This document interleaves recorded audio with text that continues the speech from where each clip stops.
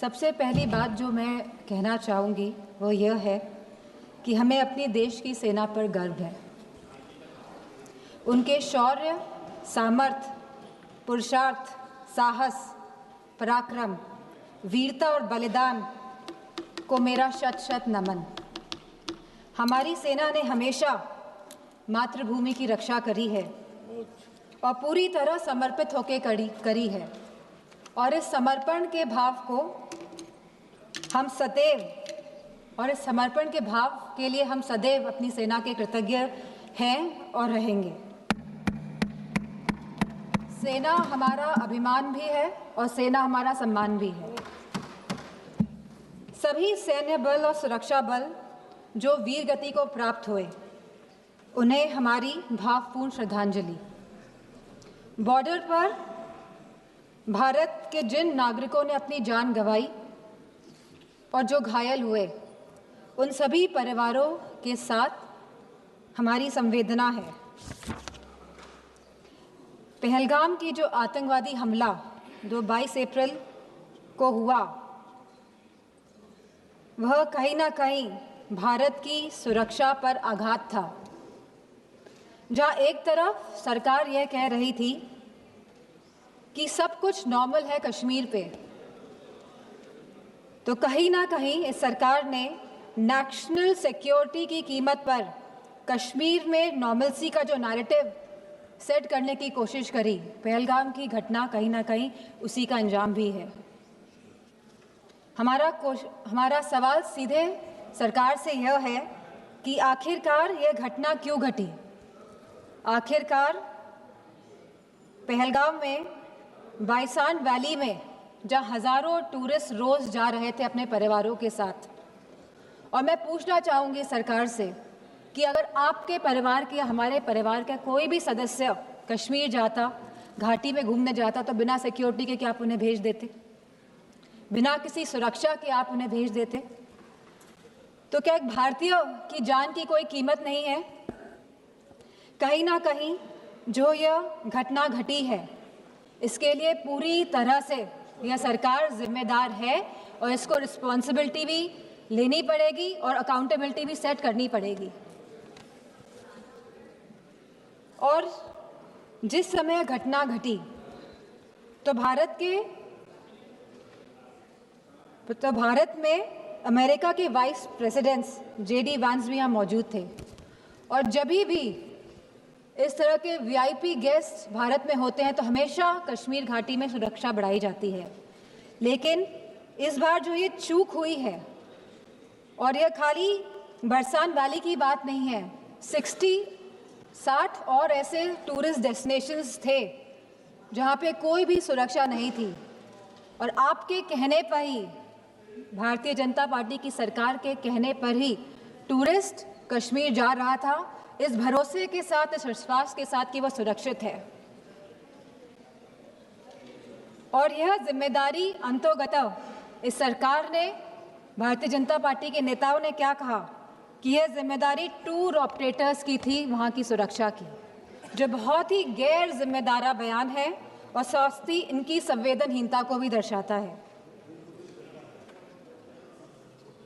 Operation सिंदूर में जहां भारतीय सेना ने सटीकता से पाकिस्तान और POK के अंदर 9 टेररिस्ट कैंप्स या आतंकी ढांचों को तबाह किया, को निशाना बनाया, और जब हमारा पल्ला भारी दिख रहा था तो ये सीज फायर का जो अनाउंसमेंट हुआ, बात ये नहीं है कि सीज फायर का अनाउंसमेंट हुआ, बात यह है कि सीज फायर का अनाउंसमेंट किसने किया। किसी भी भारत के मंत्री ने या कोई भी भारत के ऑफिशियल हैंडल से यह अनाउंसमेंट क्यों नहीं किया गया? भारत के देशवासियों को क्यों यह सूचना एक अमेरिका के राष्ट्रपति के द्वारा मिली? सवाल इस बात का है। सेम। कहीं ना कहीं भारत की फॉरेन पॉलिसी पूरी तरह से फेल है, और जो ये विश्व गुरु का जो माहौल बनाया जा रहा है देश में, और पूरे संसार, पूरे विदेशों में कहीं ना कहीं ये भी पूरी तरह फेल है, क्योंकि ऑपरेशन सिंदूर के तुरंत बाद और सीज फायर के तुरंत बाद IMF ने $1 बिलियन पाकिस्तान को देने का काम किया है। वहीं वर्ल्ड बैंक ने $108 मिलियन पाकिस्तान को देने का काम किया है।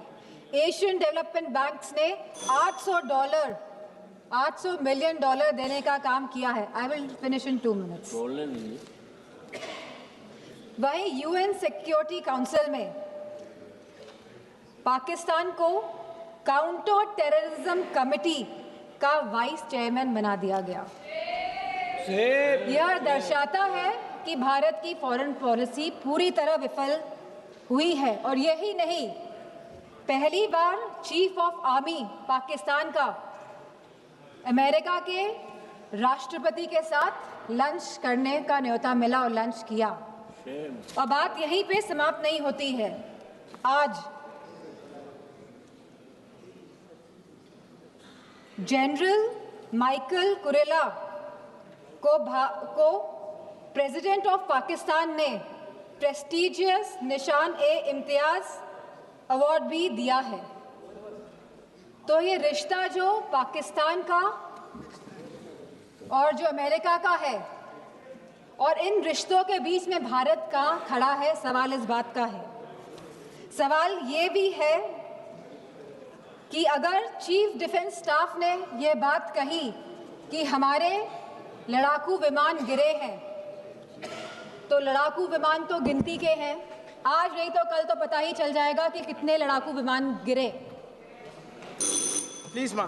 तो सरकार को क्या दिक्कत है बताने में? सर 2 मिनट्स कि Please, 1 minute. Please conclude, 1 only minute. 2 minutes last। 1 minute, 1 minute. कितने लड़ाकू विमान गिरे हैं, और ये लड़ाकू विमान जो गिरे हैं ये क्यों गिरे, ये भी सरकार को बताना पड़ेगा।